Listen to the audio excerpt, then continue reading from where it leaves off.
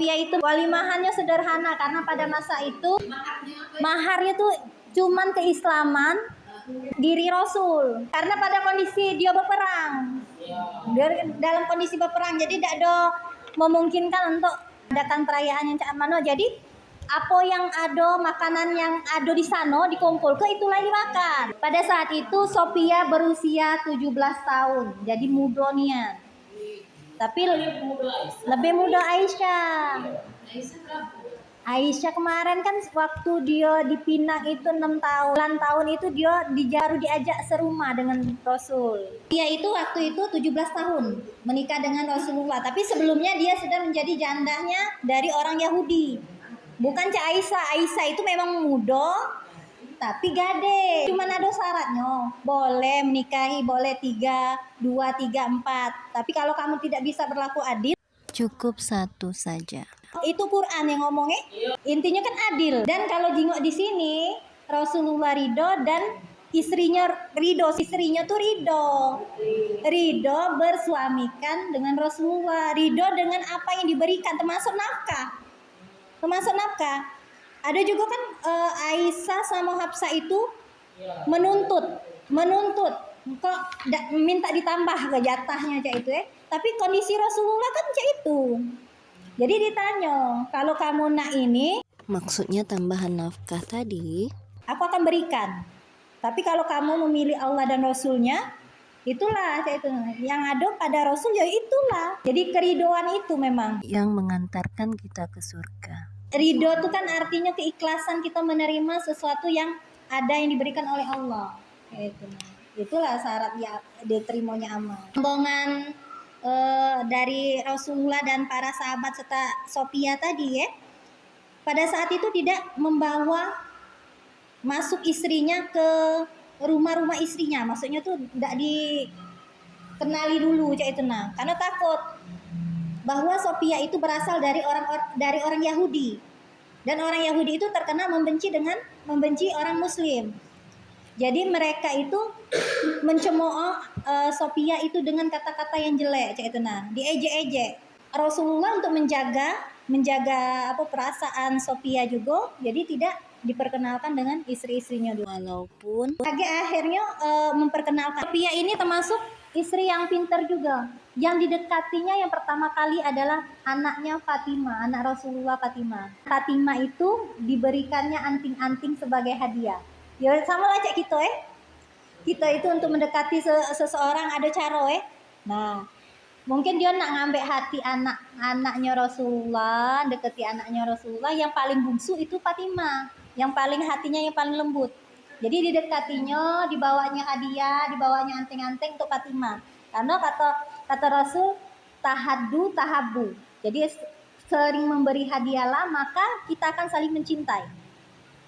Terasa tak ketika orang itu memberi kita dikasih wong kita pasti merasa wong ini sayang dengan kita. Tak sengaja terucap doa. Tapi makasih tapi di dalam hati ya Allah baik niatnya ya Allah semoga ini. Iya kan? Artinya kita juga mengikhlaskan untuk mendoakan dia yang baik-baik. Sama juga yang dilakukan oleh Sofia. Dia cerdas. Tidak ada didekatinya istri-istri Rasul dulu, tapi didekatinya anaknya. Itu anak yang paling lunak hatinya.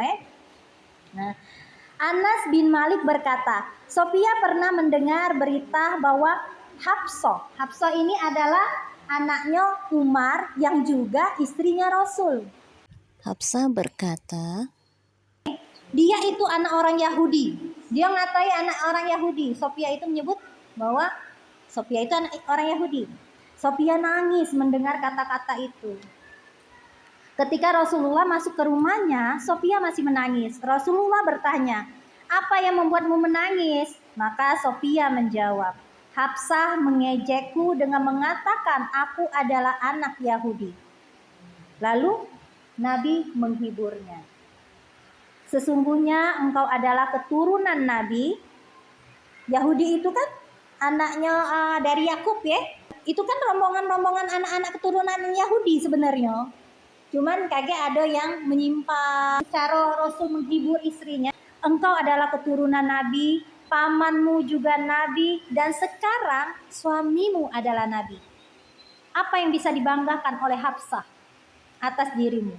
Hafsah itu siapa? Hafsah itu cuman anaknya Umar bin Khattab, anaknya sahabat dia, tapi tidak ada keturunan dari nabi-nabi. Lalu kemudian Rasulullah menemui Hafsah dan berkata, takutlah kepada Allah wahai Hafsah. Cuma mengatakan seperti itu, tidak dimarahi tapi mengingatkan. Inilah suami yang baik, mengingatkan tapi tidak mencerca balik atau memarahi balik kayak itu, supaya Hafsah tuh ingat, oh iya, bahwa kalau sudah namanya sudah Yahudi masuk Islam, Kristen masuk Islam, udah kate masalah lagi yang kayak itu, agama-agama yang lama tuh udah masalah gitu ya. Kemudian bukan cuman Hafsah yang ngejek, tapi Aisyah juga ngejek. Aisyah memang terkenal pencemburu. Nah, jadi ini Aisyah nih. Aisyah pernah mengejek Sofia di depan Rasulullah bahwa ia adalah wanita yang bertubuh pendek. Walaupun cantik, tubuhnya lebih pendek gitu ya. Rasulullah tidak menerima dan menegur Aisyah atas tindakannya itu. Aisyah berkata, aku pernah berkata kepada Nabi, cukuplah bagimu untuk mengetahui kekurangan Sofia dengan keadaannya begini dan begini. Rasulullah berkata, sesungguhnya engkau telah mengucapkan suatu perkataan yang tidak dicampur dengan air laut, maka akan mempengaruhinya. Sudah, kalau Aisyah masuknya di sini sama cek kita kita kalau tahu kejelekan seseorang, sudah, batas itu batas sekedar tahu, dosa nak diucapkan nian. Karena apalagi kalau itu diketahui oleh orang yang kita ejek, nambah sakit. Nah, maksud Rasulullah cak itu, sudah stop, berhenti. Walaupun cemburu jangan cak itu nian. Ini sekelas istri Rasul. Iya, cemburunya cak itu. Tapi untunglah mereka hidup dalam naungan Rasul. Jadi ketika mereka salah ada yang mengcover. Maksudnya itu ada yang memperbaiki. Zainab juga. Aisyah, Hafsah, Zainab, ceritanya. Ketika itu Rasulullah pergi haji, dia membawa seluruh istrinya. Di tengah perjalanan, unta yang dinaiki oleh Sofia tadi jatuh dan tidak melanjutkan perjalanan. Hingga Sofia menangis karena tidak bisa berjalan lagi kan. Lalu para sahabat melihatnya dan memberitahukan kepada Rasul kejadian itu. Beliau datang dan mengusap air mata istrinya. Ya Allah, Rasulullah ngusap air mata ya. Rasul itu memang lembut hatinya. Tengok istrinya sedih, ya ikut sedih. Langsung bertindak sebagai lelaki. Masya Allah. Lalu beliau mengusap air mata istrinya sambil membujuk agar berhenti menangis. Rasulullah pun memutuskan beristirahat di tempat itu. Menjelang berangkat lagi, beliau berkata kepada Zainab, berikanlah salah satu untamu untuk saudaramu ini. Rasulullah meminta Agar salah satu untanya Zainab itu dipinjamkan untuk Sofia. Karena pada saat itu Zainab memiliki banyak unta yang ikut dalam rombongan itu Tanpa diduga Zainab menjawab, apakah aku memberi tunggangan kepada wanita Yahudimu? Iya, dia cemburu, dia tidak rela. Kalau dengan yang lain, maksudnya dengan istri-istri yang lain, Zainab itu tidak begitu. Tapi ini orang Yahudi, guys. Nah, yang dipermasalahkannya adalah Yahudinya Sofia. Dan kalau yang dipinjamkan itu Aisyah, mungkin dibolehkan. Tapi ini Sofia mendengar jawaban itu marah sekali dan dia tidak mau berbicara dengan Zainab hingga kembali ke Madinah. Setelah ke Mekah kan haji, terus balik lagi ke Madinah, Zainab itu tidak ditegur. Salah satu bentuk cara mengajarkan istri. Ditegur, kalau tidak bisa ditegur, didiamkan. Tapi tidak boleh pisah ranjang Jadi didiami Zainab tadi. Didiami sampai ke Madinah, sampai beberapa bulan. Kalau bulan haji itu bulan Zulhijjah itu didiami sampai Rabiul Awal. Zulhijjah, Muharram, Safar, Rabiul Awal. 4 bulan. Didiami Rasul 4 bulan. Ternyata Zainab ini mengerti apa yang dirasakannya Nabi mendiamkan itu, mengerti Jadi datanglah Datanglah ke rumah Zainab pas Rabiul Awal tadi. Zainab berkata, wahai Rasulullah, apa yang harus aku lakukan untuk menebus kesalahan ini? Dia tuh sadar bahwa dia tuh sudah salah, tapi ya karena mungkin ya benar ada jiwa dia, ada kecemburuan dia terhadap orang dengan Sofia tadi, dia secara tidak sadar, bisa jadi secara tidak sadar dia terucap kayak itu ya. Saat itu sebenarnya Zainab mempunyai seorang budak wanita yang tidak pernah diketahui oleh Rasulullah. Maka ia berikan kepada beliau sambil berkata, ambillah budak wanita ini untukmu. Setelah itu Rasulullah menghampiri ranjang Zainab yang sudah sekian lama beliau didirikan, memaafkan dan menerima kembali istrinya itu. Setelah sekian lama tidak bertemu, tidak berbicara. Pokoknya di sini Zainab ini merelakan budaknya untuk Rasul. Pada saat itu sebenarnya budak itu boleh dinikahi, boleh dimerdekakan. Itu. Kalau sudah dinikahi pasti merdeka. Kalau Rasulullah itu berjalan misalnya dengan seorang dia sudah jadi budak atau tidak berbeda. Kalau dia sudah dijadikan istri oleh Rasulullah, Rasulullah itu akan menjaga, lebih dijaganya. Jadi ditutupi, ada penutup.